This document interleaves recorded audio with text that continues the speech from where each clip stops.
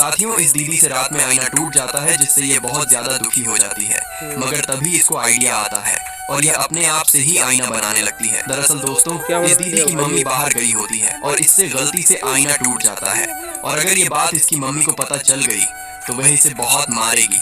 इसी वजह से ये काफी मेहनत करके आईना बना रही है।